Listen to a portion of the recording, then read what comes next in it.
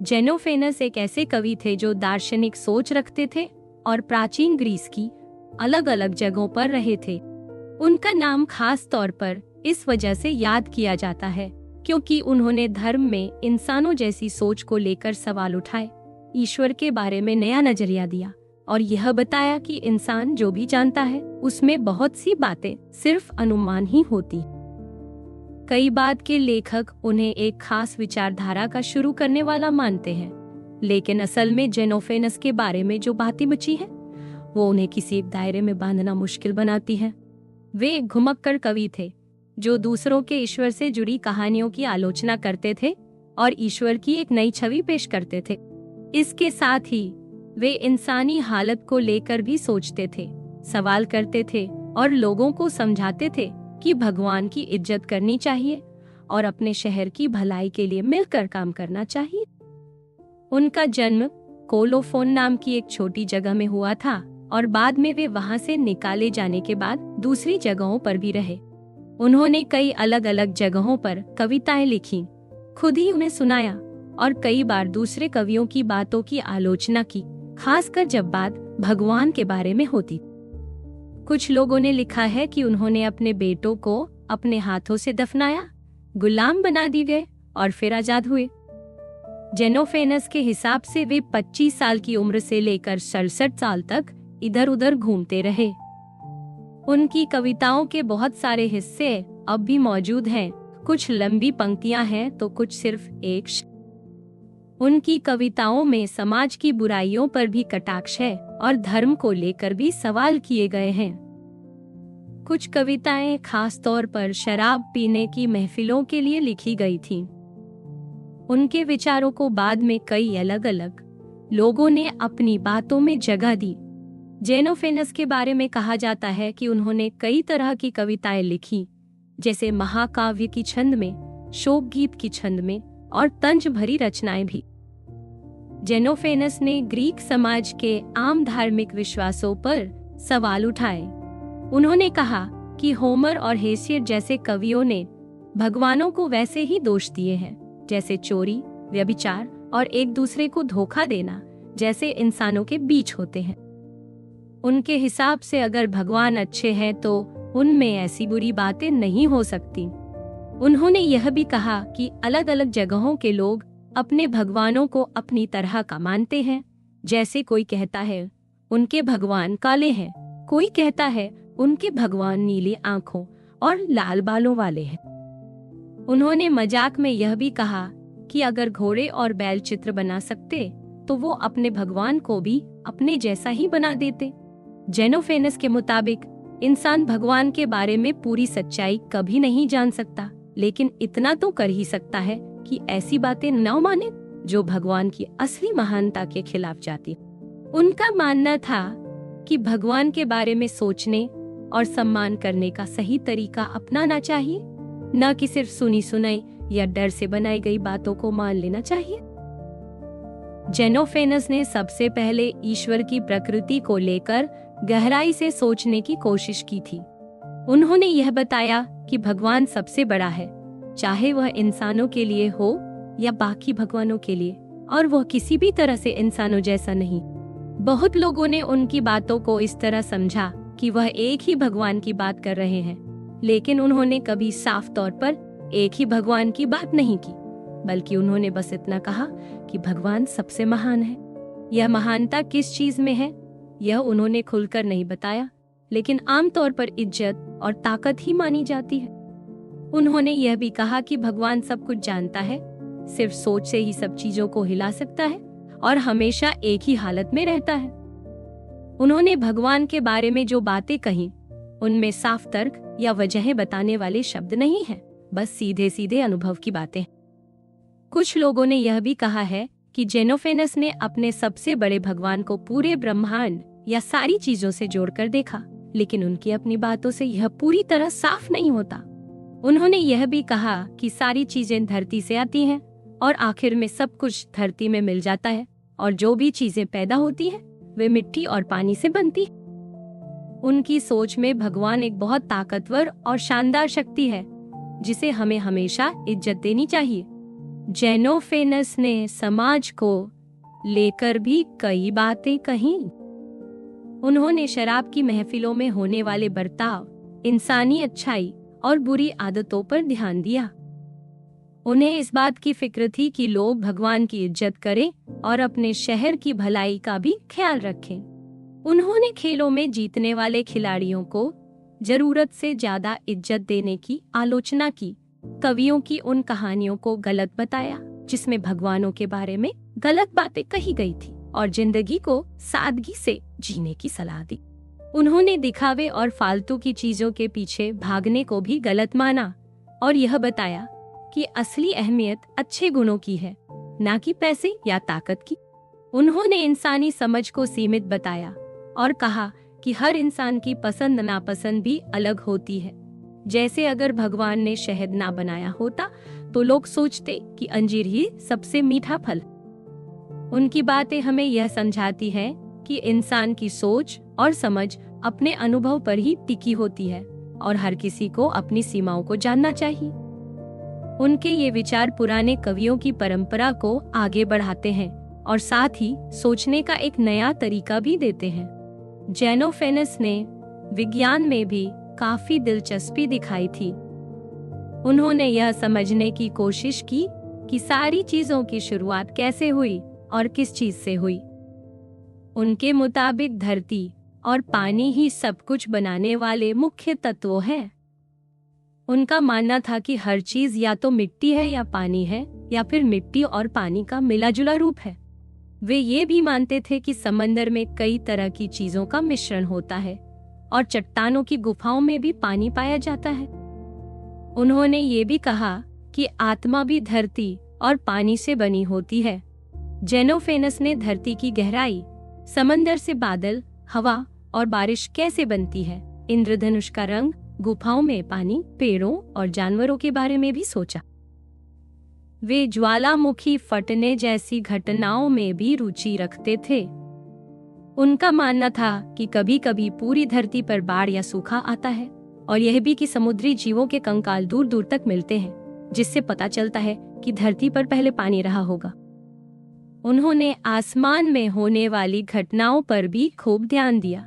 उनके हिसाब से बादल और उनसे बनने वाली चीजें जैसे सूरज, चांद, तारे, उल्का, बिजली, सबका संबंध बादलों से ही है। वे मानते थे कि सूरज की गर्मी से समंदर का पानी भाप बनकर ऊपर जाता है, भाप बारीक होकर बादल बनती है, फिर बादल दबने पर बारिश बन जाती है और हवा भी इसी से बनती। उनके मुताबिक तारे भी जलते हुए बादल हैं और सूरज भी छोटे छोटे आग के गोलों से मिलकर बना है जो बादलों से बनते हैं। चांद भी दबा हुआ बादल है और उल्का या बिजली भी बादल के ही खेल हैं। जेनोफेनस ने बताया कि बादल बीच का रूप रखते हैं, न पूरी तरह ठोस है न पूरी तरह गैस। इस वजह से बादल धरती, पानी और आसमान की कई चीजों के बीच में कड़ी का काम करते हैं। उनके हिसाब से हर चीज की वजह धरती और पानी है और बादल इन दोनों को जोड़ते हैं। उन्होंने अपने समय में जो देखा समझा उसे जोड़कर चीजों की वजहें खोजने की कोशिश की। उनके इन विचारों ने विज्ञान की समझ को आगे बढ़ाने में मदद की। जेनोफेनस ने बादलों को लेकर जो सोच अपनाई थी उसका एक बड़ा हिस्सा यह भी था कि उन्होंने कई ऐसी चीजों को समझाने की कोशिश की जिन्हें पहले लोग धर्म से जोड़कर देखते थे। जैसे इंद्रधनुष को पहले भगवान का कोई संदेश या चमत्कार माना जाता था, लेकिन जेनोफेनस ने कहा कि इंद्रधनुष असल में बस एक रंग बिरंगा बादल है जिसमें बैंगनी, लाल और हरे पीले रंग दिखाई देते। उनके हिसाब से यह बस एक प्राकृतिक घटना है जिसे हर कोई अपनी आंखों से देख सकता है। जेनोफेनस की सोच थी कि अब हमें हर चीज को भगवान के चमत्कार के रूप में नहीं देखना चाहिए, बल्कि सीधे सीधे यह समझना चाहिए कि हर घटना के पीछे कोई प्राकृतिक वजह होती है जिसे हम अपने तजुर्बे और देखने से समझ सकते। जेनोफेनस की इन बातों का बाद के बड़े दार्शनिकों पर बहुत खास असर नहीं हुआ, क्योंकि वे उस तरह की बातें नहीं करते थे जैसी बाद में लोगों ने पसंद। उनके ब्रह्मांड में कोई बड़ा मकसद या भगवान का सीधा नियंत्रण नहीं था। बल्कि सब कुछ कुदरती ताकतों से चलता था। उनके हिसाब से आसमान के तारे, सूरज, चांद, आल चीजें बनती और खत्म होती रहती हैं, यानी इनमें कोई स्थायी ईश्वर जैसी बात नहीं थी। उनकी सोच को उस वक्त बहुत अहमियत नहीं मिली, लेकिन बहुत समय बाद जब वैज्ञानिक सोच ने प्रगति की, तब जाकर लोगों ने समझा कि जेनोफेनस कितनी बड़ी बात कह गए थे कि हमें अपनी आंखों से देखना चाहिए, सोच विचार करना चाहिए और हर चीज की वजह को कुदरती नियमों में ढूंढना चाहिए। जेनोफेनस ने ज्ञान के बारे में भी कई जरूरी बातें कही। उन्होंने सवाल उठाया कि इंसान असली सच्चाई कितनी जान सकता है, क्या हमारी समझ और इंद्रियां हमें धोखा देती हैं, और सच्चाई तक कैसे पहुंचा जाए।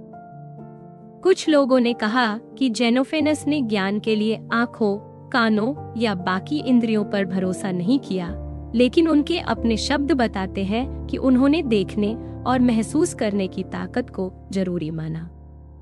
उन्होंने माना कि इंसान को अपने अनुभव और सीधे देखने से ही समझ आती है, और हर कोई जो देखता है वही उसकी असली जानकारी बन जाती है। उनके अनुसार इंसान की समझ हमेशा सीमित रहती है और हर किसी की सोच उसके अपने तजुर्बे पर ही टिकी होती है।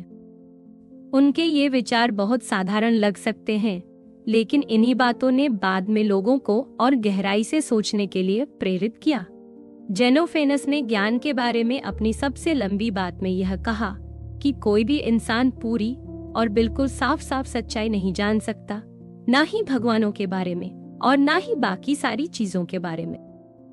अगर कोई इंसान कभी सही भी बोल दे तो भी वह खुद यह नहीं जान सकता कि वह बिल्कुल सच ही बोल रहा है या नहीं। असल में हर किसी के पास बस अपनी अपनी राय होती है।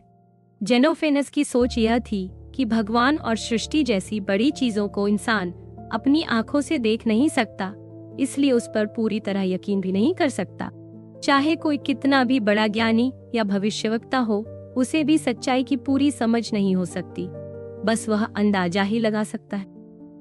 उनके मुताबिक राय या अंदाजा होना कोई बुरी बात नहीं है। सही राय अगर वह सच के करीब है तो उसे भी मान लेना चाहिए, लेकिन यह हमेशा याद रखना चाहिए कि इंसान की राय में गलती हो सकती है और पूरी सच्चाई कभी भी किसी के पास नहीं होती। जेनोफेनस का यह कहना था कि भगवान और कुदरत की असली सच्चाई तक कोई नहीं पहुंच सकता, लेकिन अपने अनुभव और सोच से जितना समझ सकते हैं उतना समझना और अपनी राय रखना ही इंसान के बस में है। इस बारे में पूरी सच्चाई शायद कभी पता नहीं चल पाएगी कि जेनोफेनस ने ज्ञान को लेकर क्या सोचा था, क्योंकि उनके शब्द बहुत पुराने लेखों में पाए गए हैं और उनमें कुछ बातें साफ नहीं। शायद उनका मतलब यह था कि इंसान उतना ही जान सकता है जितना उसके लिए अनुभव करना या देखना मुमकिन है, लेकिन यह भी हो सकता है कि वे लोगों को खुद चीजें देखने और समझने के लिए प्रोत्साहित कर रहे थे, यानी जितना हो सके उतना खुद जानने की कोशिश कर। कुछ लोग कहते हैं कि जेनोफेनस को इंसानों की तरक्की पर पूरा भरोसा था, लेकिन उनकी बाकी बातों से यह साफ नहीं होता। असल में उन्होंने बार बार यही कहा कि हमें सवाल पूछते रहना चाहिए, चीजों को देखना समझना चाहिए, और जो बातें इंसानी अनुभव से बाहर हैं, उन पर पूरा भरोसा नहीं करना चाहिए। जेनोफेनस की सोच एक तरफ पुराने कवियों की परंपरा से जुड़ी थी, तो दूसरी तरफ वे नई वैज्ञानिक सोच की तरफ भी बढ़ रहे थे। बाद के कई लोगों ने जेनोफेनस को एक बड़ी दार्शनिक परंपरा का शुरुआती माना, लेकिन जो बातें उनके बचे हुए शब्दों में दिखती हैं, उनसे पता चलता है कि वे सिर्फ दार्शनिक नहीं थे, बल्कि समाज और धर्म की आलोचना करने वाले, लोगों को सोचने के लिए प्रेरित करने वाले और प्रकृति को समझने की कोशिश करने वाले भी थे। उनकी कई बातें बाद के बड़े लेखकों और दार्शनिकों ने दोहराई, जैसे भगवान की कहानियों पर सवाल उठाना, खेलों में जीतने वालों को ज्यादा इज्जत देने की आलोचना और सादा जीवन जीने की सलाह। जेनोफेनस ने भगवान की एक अलग और बड़ी छवि पेश की, जिसमें भगवान सिर्फ सोचने से सब कुछ कर सकता है। उनके विचारों ने आगे चलकर और भी बड़े दार्शनिकों को सोचने के लिए प्रेरित किया। उनकी सबसे बड़ी बात यही रही कि इंसान को हमेशा सवाल पूछते रहना चाहिए, खुद देखना और समझना चाहिए और हर चीज की असलियत तक पहुंचने की कोशिश करनी चाहिए। कई साल बाद लोगों ने जेनोफेनस की बातों को दोबारा उठाया और उनके विचारों से बड़ी बहसें शुरू हुई। एक मशहूर लेखक ने यह लिखा कि जेनोफेनस ने कहा था, अधिकतर चीजें सोच और समझ के आगे झुक जाती हैं, यानी दुनिया में समझदारी और सोच का बड़ा असर होता है। इस बात पर आगे और भी लोगों ने बहस की कि अगर भगवान है तो दुनिया में बुराई इतनी ज्यादा क्यों है और अच्छाई कम क्यों है। कुछ ने भगवान की अच्छाई पर सवाल उठाए तो कुछ ने यह कहा कि इंसान भगवान को हमेशा अपनी सोच और अपनी जैसी खूबियों में ही देखना चाहता है। जेनोफेनस की सबसे बड़ी सोच यह थी कि इंसान कब और कैसे असली सच्चाई तक पहुंच सकता है। उन्होंने ज्ञान और राय में फर्क बताया। यह बात बाद में ग्रीस के बाकी दार्शनिकों ने भी अपनाई। उन्होंने कहा कि जब इंसान की समझ और अनुभव सीमित है तो वह भगवान या दुनिया की असली सच्चाई पर पूरी तरह यकीन नहीं कर सकता। यही सवाल और यही सोच आगे की कई पीढ़ियों के दार्शनिकों ने भी उठाई। जेनोफेनस ने यह भी किया कि सोचने समझने के दायरे को बढ़ाया और जिन मुद्दों पर पहले लोग बात नहीं करते थे वहां भी सवाल उठाए। उन्होंने सिर्फ आसमान या धरती की चीजों पर नहीं बल्कि समाज और धर्म की बातों पर भी सोचने और सुधारने की कोशिश की। जेनोफेनस ने अपने जमाने की सोच को बदलने में बड़ा रोल निभाया और उनकी बातें आगे भी बहुत असर छोड़ गईं।